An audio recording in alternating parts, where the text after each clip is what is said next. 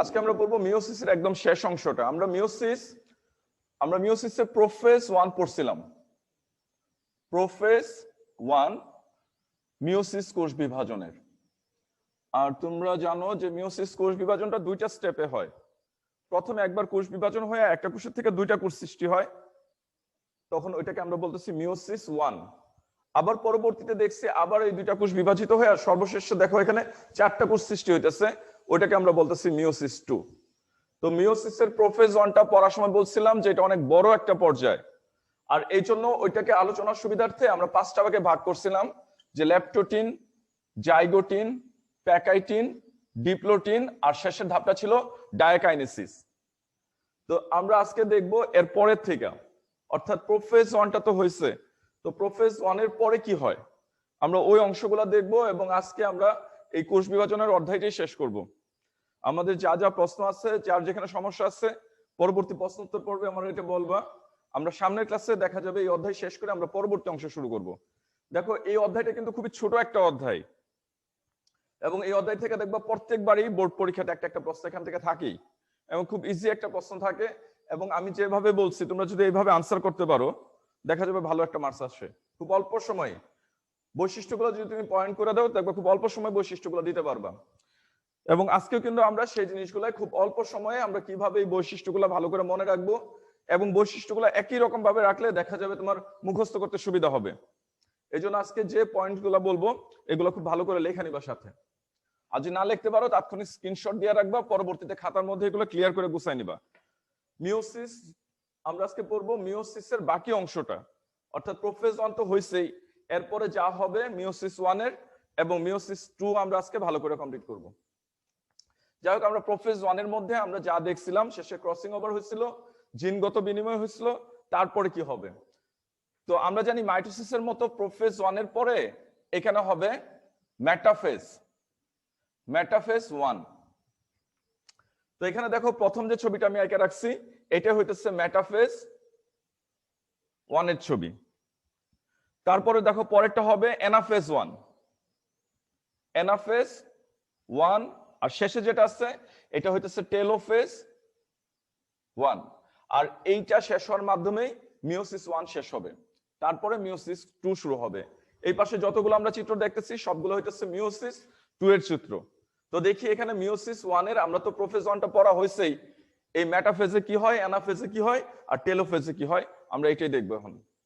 তো মেটাফেজ 1 এর মধ্যে আমরা দেখতেছি কি হয়। এইখানে তুমি মনে রাখবা মাইটোসিস কোষ বিভাজনটা যদি আমাদের পড়া থাকে, আমরা যদি মাইটোসিসটা ভালো করে মনে রাখি, তাহলে দেখবে এই অংশগুলো খুব সহজেই তুমি লিখতে পারবা। একই রকম জিনিস, কিন্তু এখানে একই ঘটনাগুলো ঘটতেছে। যা আমরা বিশেষ পাইছি, যা আমরা স্পেশাল যে গঠনগুলো দেখছি, আর সবই ছিল এই প্রোফেজ 1 এ। এই জন্য এটাকে পরবর্তীতে আমরা অংশে ভাগ করছিলাম, ল্যাপ্টোটিন, জাইগোটিন, প্যাকাইটিন, ডিপ্লোটিন, ডায়াকাইনেসিসে ভাগ করে দিছিলাম। তো এই অংশগুলোরও গুরুত্ব কিন্তু কম না। তো আমরা দেখি এখানে কি কি ঘটতেছে। মেটাফেজ 1 এর মধ্যে আমরা দেখব মেটাফেজের মতোই এখানে কি হবে। এখানে আমরা বলতে পারবো যে ছবির মধ্যে দেখো এখানে কিন্তু কোথাও নিউক্লিয়ার মেমব্রেন এবং নিউক্লিওলাস কিন্তু নাই। তাহলে আমরা খুব ছোট করে লিখবো যে এখানে নিউক্লিয়ার মেমব্রেন, নিউক্লিয়ার মেমব্রেন। তোমরা জানো যে নিউক্লিয়াসের চারপাশে যে আবরণটা থাকে তাকে আমরা বলি নিউক্লিয়ার মেমব্রেন, এবং এখানে একটা ঘন উজ্জ্বল একটা বস্তু থাকে যাকে আমরা বলি নিউক্লিওলাস। নিউক্লিয়াসের যে কোনো একটা ক্রোমোজোমের মধ্যে, একটা বিশেষ ক্রোমোজোমের মধ্যে একটা উজ্জ্বল বস্তু থাকে যাকে আমরা বলি কি নিউক্লিওলাস। এই দুইটার একটাও থাকে না, আমরা বলতে পারো যে দুইটাই অনুপস্থিত। ছোট একটা পয়েন্ট, নিউক্লিয়ার মেমব্রেন এবং নিউক্লিওলাস অনুপস্থিত। দেখো এখানে কোথাও কিন্তু নিউক্লিয়ার মেমব্রেনও নাই, নিউক্লিওলাসও নাই। দ্বিতীয় পয়েন্ট আমরা কি বলবো, এই মাঝ বরাবর যে এলাকাটায় এটাকে আমরা বলি বিষুবীয় অঞ্চল। আমরা বলতে পারি যে ক্রোমোজোম বিষুবীয় অঞ্চলে, বিষুবীয় অঞ্চলে বিন্যস্ত হয়। ক্রোমোজোমগুলো সবগুলা বিষুবীয় অঞ্চলে চলে আসে, এটাকে আমরা বলতেছি ক্রোমোজোমগুলো বিষুবীয় অঞ্চলে বিন্যস্ত হয়। মাইটোসিস পড়ার সময় আমরা জানছিলাম যে এই দশায় সবচেয়ে মোটা থাকে ক্রোমোজোমগুলা। আমরা এখানেও এই কথা বলতে পারি যে ক্রোমোজোম সর্বাপেক্ষা সর্বাপেক্ষা কি থাকে? খাটো ও মোটা থাকে। খাটো ও মোটা রূপ ধারণ করে। আরেকটা পয়েন্ট ছিল ক্রোমোসোম গুলা জল বিয়োজন ক্রমাগত হইতেই থাকে, হইতে হইতে এই দশা পর্যন্ত আস্তে আস্তে দেখা যায় ক্রোমোসোম গুলা অনেক খাটো মোটা হয়ে যায়। ওই মেটাফেজ আমরা মাইটোসিসের মধ্যেও আমরা সেম ঘটনাগুলো দেখছিলাম যে ক্রোমোসোম গুলা এখানে অনেক খাটো মোটা ছিল। এবং লাস্ট পয়েন্ট আমরা যেটা দিব, 4টা পয়েন্ট অন্তত দেওয়ার চেষ্টা করব। এখানে আমরা দেখব একটা গুরুত্বপূর্ণ একটা দশা, এই মেটাফেজ দশা আমরা মাইটোসিসের মেটাফেজকে আমরা আলাদা করতে পারি। ইভেন আমরা এখানে যে পরবর্তীতে আবার মেটাফেজ ট্যুর দেখব ওইটা থেকে আমরা আলাদা করতে পারি। এখানে একটা স্পেশাল একটা ঘটনা দিয়া, এটা হইতেছে যে এতে সেন্ট্রোমিয়ার এর বিভাজন ঘটে না, ফলে ক্রোমোসোম গুলোর আমরা বিভক্তি হইতে দেখি না। আর এই সেন্ট্রোমিয়ার না বিভাজনের কারণে এখানে কোষটা দেখা যায় ডিপ্লয়েড থেকে হ্যাপ্লয়েডে পরিণত হয়ে যায়। তো এখন যদি এমসিকিউ প্রশ্ন থাকে যে কোন দশাতে ক্রোমোসোম গুলা মিওসিসে ওই ডিপ্লয়েড থেকে হ্যাপ্লয়েডে পরিণত হয়, যেহেতু এখানে তার সেন্ট্রোমিয়ার বিভাজন হইতেছে না, অর্থাৎ আমরা বলতে পারি ক্রোমোসোমেরও ভাগ হবে না, শুধুমাত্র দুইটা অংশে আলাদা হয়ে যাবে। যেমন আমাদের ক্ষেত্রে যদি আমরা বলি যে 23 জোড়া ক্রোমোসোম ছিল, তো 23 জোড়া জাস্ট ভাগ হইয়া 23টা চলে যাবে একটা কোষে, আর বাকি 23টা চলে যাবে আরেকটা কোষে। যে এখানে আমরা দেখতেছি পরবর্তীতে ক্রোমোসোম গুলো শেষে আমরা দেখতেছি ভাগ হয়ে গেছে, কিন্তু এই ভাগের হিসাবটা কিন্তু আমরা এখানে হিসাব করতে পারি যে এই দশাতে এসে কিন্তু এই ঘটনাটা ঘটতেছে, ক্রোমোসোম এই 2n থেকে n এ চলে গেছে এখানে এসে। জাস্ট আমরা এই 4টা পয়েন্ট খুব ভালো করে মনে রাখবো। কি বলছি প্রথম, যে নিউক্লিয়ার মেমব্রেন এবং নিউক্লিয়াস এই দুইটার একটাও থাকে না। তারপরে বলছি কি ক্রোমোসোম গুলো বিষুবীয় অঞ্চলে বিন্যস্ত হয়, ক্রোমোসোম গুলো সবচেয়ে খাটো মোটা হয়, এবং এতে কোনো সেন্ট্রোমিয়ারের বিভাজন আমরা দেখব না। তো এটা ছিল মেটাফেজ 1। তো আশা করি লিখতে পারছো, আর যদি না লিখতে পারো স্ক্রিনশট দিয়ে রাখো এটাকে, যে পরবর্তীতে এগুলাকে সুন্দর করে লেখা নিবা ক্লিয়ার করে। তবে পয়েন্ট গুলাকে আর জটিল করো না, তোমার বইয়ে দেখবে এগুলাকে অনেক জটিল করছে। এজন্য আমি এই জন্যই বলতেছি যে তুমি মাইটোসিসের সাথে মনে করে পড়বা, তাহলে দেখবা সুবিধা হবে।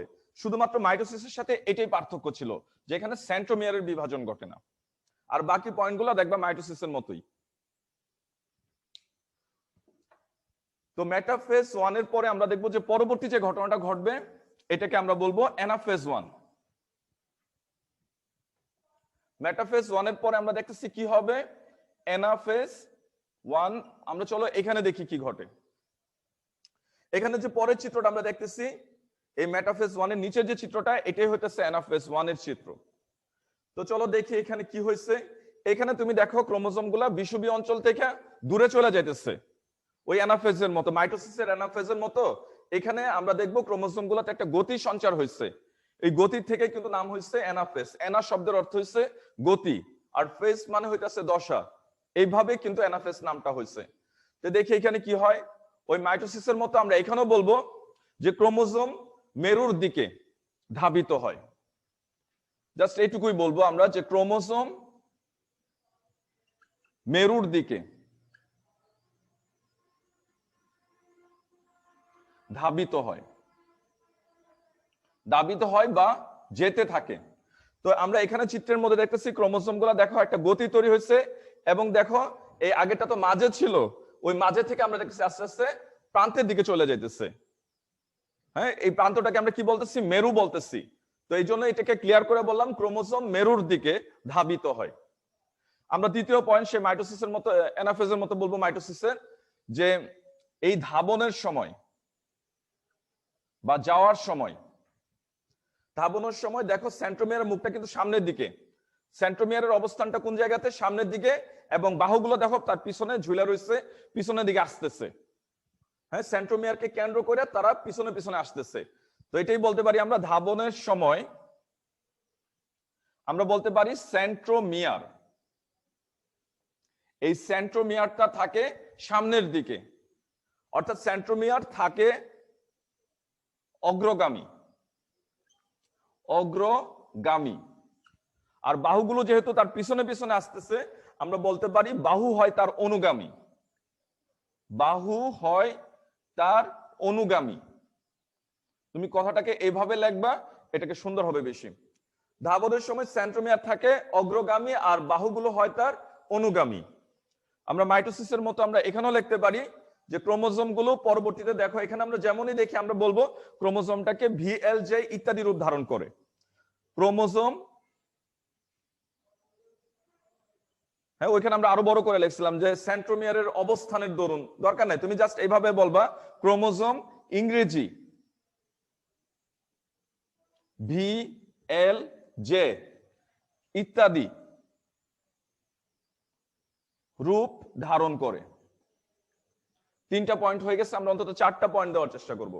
এখানে 4 নাম্বার পয়েন্টটা তুমি এইভাবে বলবা, এই যে এখানে দেখো পিছনে যে আমরা যে সূত্রটা দেখতেছি যাকে আমরা বলি ট্র্যাকশন ফাইবার বা আকর্ষণ তন্তু, যেহেতু এটার গতি কমে গেছে, মেরুর দিকে চলে যেতেছে, আমরা বলতে পারি যে ট্র্যাকশন ফাইবারের দূরত্ব হ্রাস পায়। ট্র্যাকশন ফাইবারটা আস্তে আস্তে ছোট হয়ে যেতে থাকে। আগে তো পুরাটা জায়গা জুড়ে ছিল ট্র্যাকশন ফাইবার, আমরা এখানে বলবো যে ট্র্যাকশন ফাইবারের দূরত্ব হ্রাস পায়। ট্র্যাকশন ফাইবার বা এটা আমরা বাংলায় বলতে পারি আকর্ষণ তন্তু। ট্র্যাকশন ফাইবার এর দূরত্ব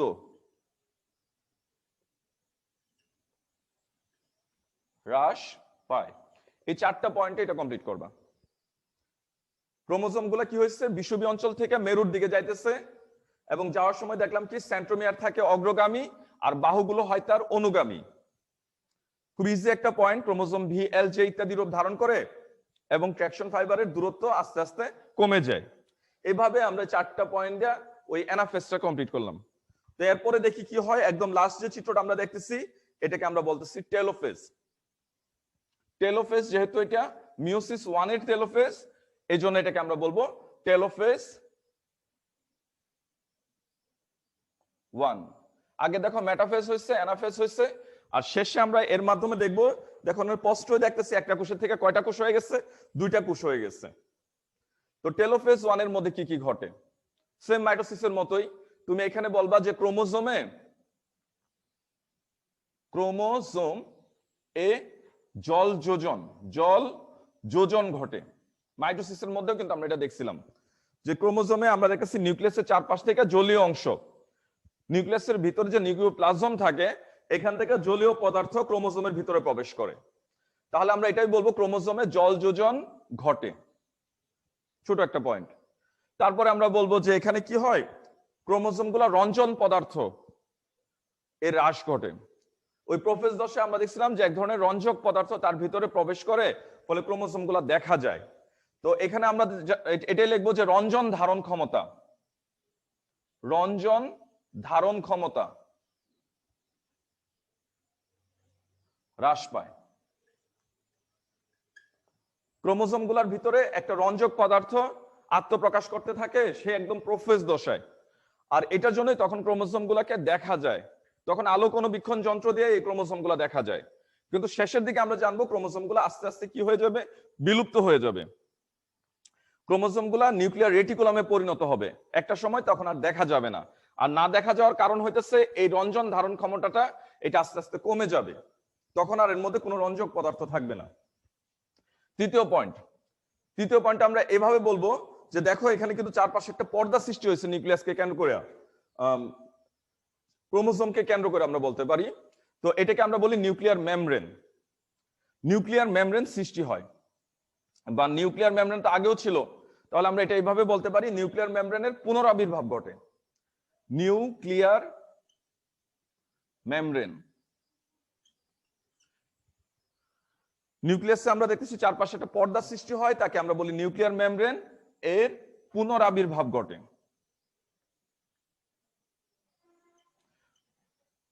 নতুন করে নিউক্লিয়ার মেমব্রেন এখানে আমরা সৃষ্টি হতে দেখতেছি।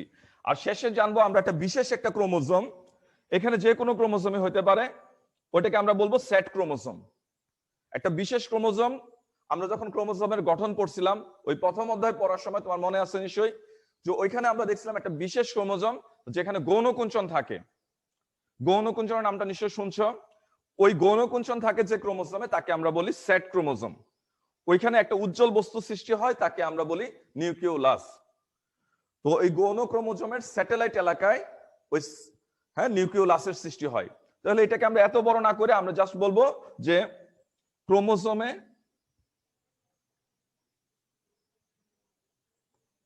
ক্রোমোজোমের সাথে একটা বিশেষ ক্রোমোজোমের সাথে আমরা বলবো যে নিউক্লিওলাসের আবির্ভাব ঘটে। নিউক্লিওলাসের আবির্ভাব ঘটে। আমরা আরেকটু ক্লিয়ার করে বলতে পারি সেট ক্রোমোজোমের সাথে। সেট ক্রোমোজোমের সাথে, তাহলে সবটা ক্লিয়ার হয়।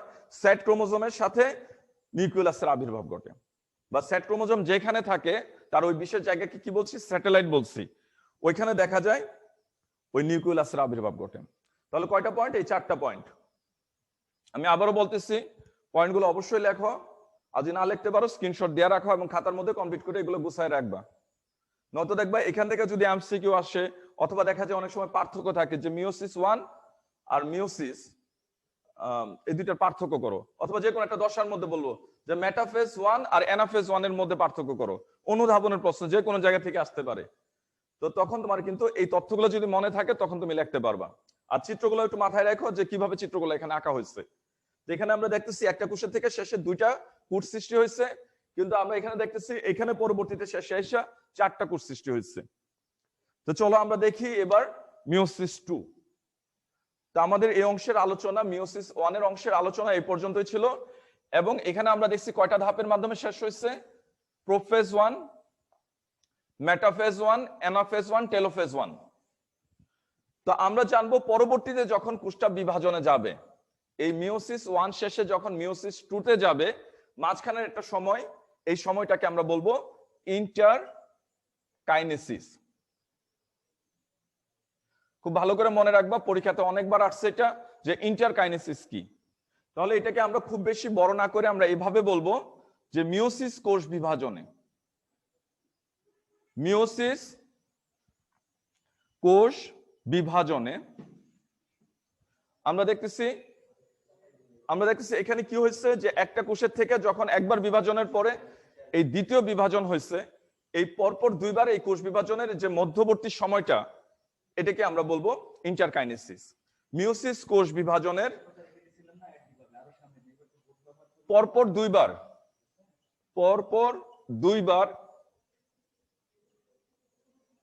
কোষ বিভাজনের, মিওসিস কোষ বিভাজনে পরপর 2বার কোষ বিভাজনের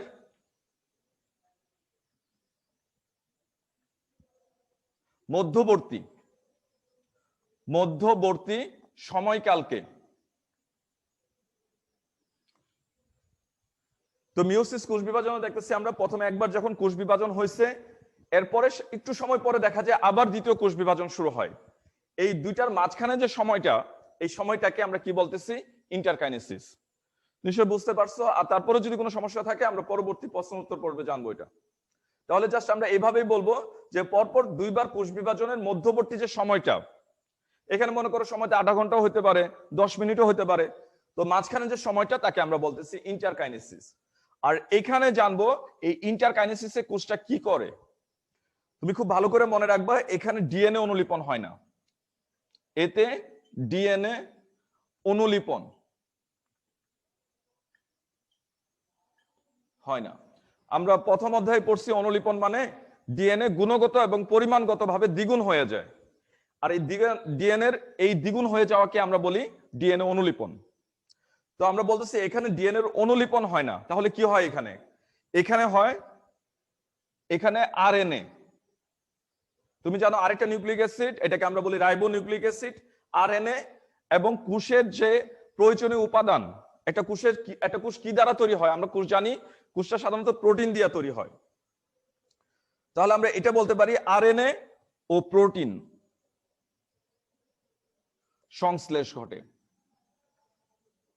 সংশ্লেষণ ঘটে। তো এই ইন্টারকাইনেসিসের মধ্যে আমরা দেখব এই 2টা জিনিস তৈরি হয়, আরএনএ তৈরি হয়, আর কি তৈরি হয়, প্রোটিন তৈরি হয়। তবে এখানে কোনো ডিএনএ অনুলিপন হয় না। তো জাস্ট অনুধাবনের প্রশ্ন যদি এখন আসে যে ইন্টারকাইনেসিস বলতে কি বোঝো, তুমি জাস্ট এইটুকুই লিখে দিবা। আর যদি জ্ঞানে থাকে যে ইন্টারকাইনেসিস কি, তখন জাস্ট এইটুকু বলবা যে মিওসিস আমরা দেখতেছি 2বার কোষ বিভাজন হয়, আর এই মাঝখানে যে সময়টা তাকে আমরা বলবো ইন্টারকাইনেসিস। তো এবার চলো আমরা পরবর্তী অংশে যাই, যা হইতেছে মিওসিস 2। মিওসিস 1 শেষ হয়ে যাওয়ার পরে মিওসিস 2 শুরু হয়। আর এখানে আমরা দেখি কি হয় অ্যাকচুয়ালি। এই চিত্রগুলো এখানে থাকুক, আমরা জাস্ট মিওসিস 2 তে চলে যেতেছি। মিওসিস 2 এখানেও দেখো কয়টা দশা আছে, 4টা। প্রথমটাকে আমরা বলতেছি প্রোফেজ, দ্বিতীয়টাকে আমরা বলতেছি মেটাফেজ, তৃতীয়টার নাম হইতেছে অ্যানাফেজ, আর চতুর্থটার নাম হইতেছে টেলোফেজ। এই 4টা দশার মাধ্যমে এই মিওসিস 2টা সম্পন্ন হয়। যেহেতু এটা মিওসিস 2, এই জন্য এটাকে আমরা বলি প্রোফেজ 2, মেটাফেজ 2, অ্যানাফেজ 2, আর শেষেটাকে আমরা বলতেছি টেলোফেজ 2 বলি আমরা এটাকে। এই 4টা দশা বা 4টা উপদশা আমরা যাই বলি, এটার মাধ্যমে দেখা যায় পরবর্তীতে 2টা কোষ থেকে আমরা দেখতেছি এখানে কয়টা কোষ ছিল, 2টা কোষ ছিল, কিন্তু শেষে আমরা দেখতেছি কয়টা কোষ হয়ে যেতেছে, দেখো 4টা নিউক্লিয়াস। আর বুঝতেই পারবো আমরা এখানে শেষে 4টা কোষ সৃষ্টি হবে। তো দেখি এখানে অ্যাকচুয়ালি কি কি ঘটনাগুলো ঘটে। প্রথম হইতেছে প্রোফেজ 2। প্রোফেজ 2 এখানে কি ঘটবে, এখানে দেখো আমরা চিত্র দেখে দেখেও লিখতে পারবো এখানে কি কি ঘটনাগুলো ঘটতেছে। এখানে আমরা বলবো যে প্রথমে যে জিনিসটা হবে, ক্রোমোজোমে জল বিয়োজন। ক্রোমোজোমে টেলোফেজ দশায় আমরা বলছি জল যোজন হয়, কিন্তু একদম প্রোফেজে এসে আমরা দেখি কি হয়, ক্রোমোজোমে জল বিয়োজন ঘটে। এটা একদম প্রথমে ঘটে, ক্রোমোজোমে জল বিয়োজন শুরু হয়। আর দ্বিতীয়তে আমরা বলবো যে এখানে ক্রোমোজোম রঞ্জন ক্ষমতা বৃদ্ধি পায়। ক্রোমোজোমে রঞ্জন ক্ষমতা বৃদ্ধি পায়, অর্থাৎ ক্রোমোজোমগুলো তখন দেখা যাবে। আমি আবারও বলতেছি, বারে বারে বলতেছি, আমি কিন্তু খুব ছোট করে পয়েন্টগুলো লিখতেছি, তোমরা এইভাবেই লিখবা।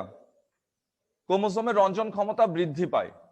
তৃতীয় পয়েন্ট আমরা বলতে পারি যে নিউক্লিয়ার মেমব্রেন এবং নিউক্লিওলাস এই দুইটারই অবলুপ্তি ঘটে। নিউক্লিয়ার মেমব্রেন, দেখো এখানে নিউক্লিয়ার মেমব্রেনটা আমি যেটা আঁকছি এটাকে হালকা করে দিছি, হ্যাঁ, এটা এত ক্লিয়ার থাকে না, কারণ এটা এই দশা শেষে দেখা যায় একদম সম্পূর্ণরূপে বিলুপ্ত হয়ে যায়। নিউক্লিয়ার মেমব্রেন আর এখানে যে নিউক্লিওলাসটা ছিল, একটা ক্রোমোজোমে ধরে নিলাম এখানে নিউক্লিওলাস ছিল, ওই নিউক্লিওলাসটাও আস্তে আস্তে কি হয়ে যায়, হারায় যায়। নিউক্লিয়ার মেমব্রেন ও নিউক্লিওলাস এর অবলুপ্তি ঘটে। আর শেষে কি বলতে পারি, যে এই দশার শেষে ক্রোমোজোমের মধ্যে একটা ফাটল সৃষ্টি হয়। দরকার নেই, আমরা এই 3টা পয়েন্টই থাকলো এখানে। প্রোফেজ 2, তারপরে আসো দেখি মেটাফেজ 2। এখানে কি ঘটে, এখানে কিন্তু প্রোমেটাফেজ নাই। আমরা মাইটোসিসের মধ্যে দেখছিলাম যে এই প্রোফেজের পরে কি ছিল, প্রোমেটাফেজ ছিল, তারপরে ছিল মেটাফেজ, কিন্তু এখানে আমরা দেখবো প্রোফেজের পরেই মেটাফেজ শুরু হয়ে যাবে। তো মেটাফেজে সে আগের মতো আমরা একই কথা বলতে পারি যে এখানে নিউক্লিয়ার মেমব্রেন এবং নিউক্লিয়াস দেখো কোনোটারই কিন্তু কোনো অস্তিত্ব নাই, হ্যাঁ, কোনো আবরণী পর্যন্ত নাই, কোনো হালকা আবরণী এরকমও কিন্তু আমরা দেখতেছি না। আমরা বলবো যে সম্পূর্ণরূপে বিলুপ্ত হয়ে যায়। নিউক্লিয়ার মেমব্রেন ও নিউক্লিওলাস সম্পূর্ণ বিলুপ্ত হয়ে যায়। আগের দশাতে আমরা কি বলছিলাম, যে নিউক্লিয়ার মেমব্রেন এবং নিউক্লিয়াসের বিলুপ্তি যা শুরু হয় এটা, এবং এই দশায় এসে আমরা দেখব কোনো অস্তিত্ব কিন্তু তারা থাকবে না। নিউক্লিয়ার মেমব্রেন এবং নিউক্লিওলাস সম্পূর্ণরূপে বিলুপ্ত হয়ে যায়। এবং এখানেও দেখো ক্রোমোজোমগুলো আমরা কিন্তু এবার আড়াআড়ি ভাবে হিসাব করব বিষুবীয় অঞ্চল। যেহেতু কোষটা এবার আড়াআড়ি ভাবে ভাগ হবে, এই মাঝ বরাবর যে জায়গাটাকে আমরা বললাম এটাকে আমরা কি বলছি, এটাকে বলছি বিষুবীয় অঞ্চল। তাহলে আমরা যদি খেয়াল করে দেখি ক্রোমোজোমগুলো কই আছে, বিষুবীয় অঞ্চলে আছে। 2 নম্বর পয়েন্ট, ক্রোমোজোম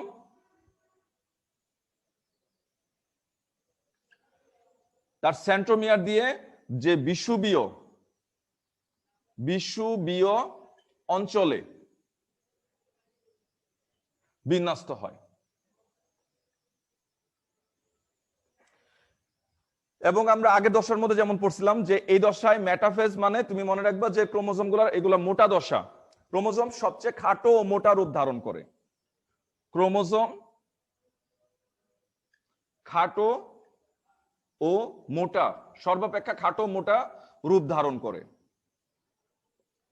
ক্রোমোজোমগুলো সবচেয়ে খাটো মোটা হয়।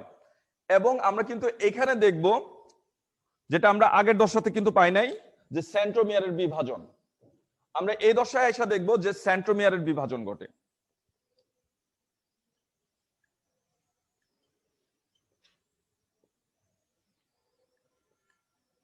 তো আমরা বলতে পারি যে মেটাফেজ 1 আর মেটাফেজ 2 এই দুইটার মধ্যে মূল পার্থক্য হইতেছে এই সেন্ট্রোমিয়ারের বিভাজন। এখানে শেষে এই মাঝ বরাবর ক্রোমোজোমটা ভাগ হয়ে যাবে এবং পরের দশাতে আমরা দেখো কি দেখতেছি, ক্রোমোজোমগুলো কিন্তু ভাগ হয়ে আলাদা হয়ে গেছে।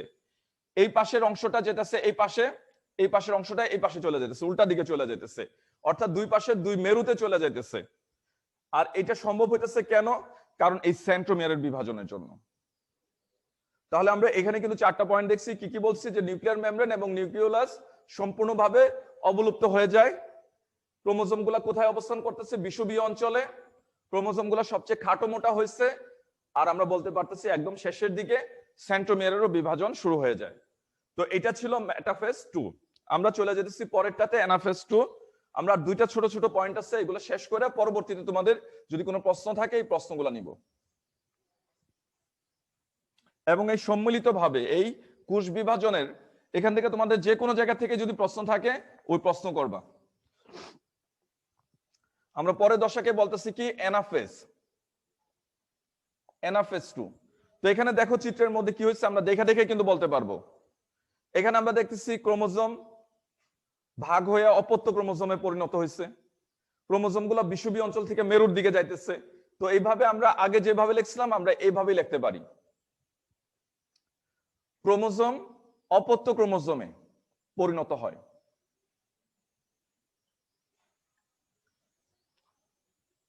অপত্য ক্রোমোসোমে পরিণত হয়। অপত্য বলতে আমরা কি বুঝি? যে আগে তো ছিল মাতৃ, মানে বড় সাইজের ছিল, এখান থেকে বাচ্চা ক্রোমোজোম মানে অপত্য ক্রোমোজোম সৃষ্টি হয়েছে। অপত্য মানে শিশু বা ডটার, আমরা যাই বলি, অপত্য ক্রোমোজোমে পরিণত হয়। দ্বিতীয়তে আমরা বলবো যে তারা বিষুবীয় অঞ্চল থেকে মেরুর দিকে চলে যেতেছে।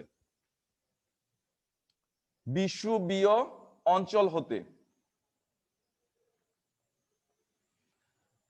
মেরুর দিকে ধাবিত হয়। আর আমরা এখানেও সে আগের মতোই বলতে পারি যে ধাবনের সময় সেন্ট্রোমিয়ার থাকে অগ্রগামী আর বাহু হয় তার অনুগামী। চলনকালে সেন্ট্রোমিয়ার থাকে অগ্রগামী। সেন্ট্রোমিয়ারের মাথাটা থাকে সামনের দিকে আর বাহুগুলো মনে হয় তার পিছনে পিছনে আসতেছে। বাহু তার অনুগামী। জাস্ট আমরা এই পয়েন্টটা শেষ করব যে ক্রোমোজোম গুলা VLJ ইত্যাদি রূপ ধারণ করে। ক্রোমোজোম কিসের মতো? VLJ ইত্যাদি রূপ ধারণ করে।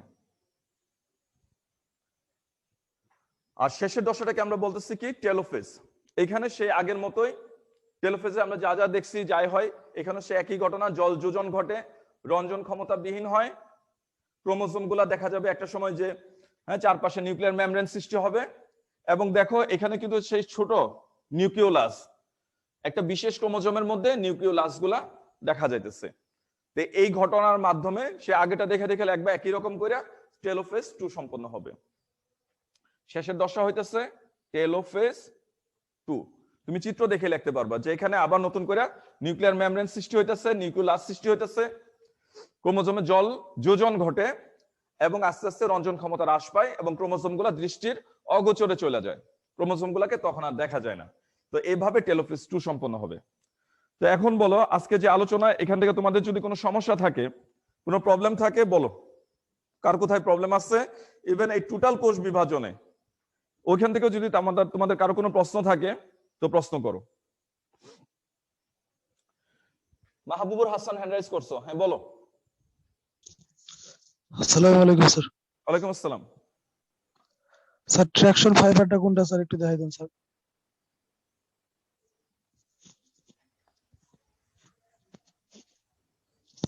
আমরা সেই মাইটোসিস কোষ বিভাজনে চলে যাই।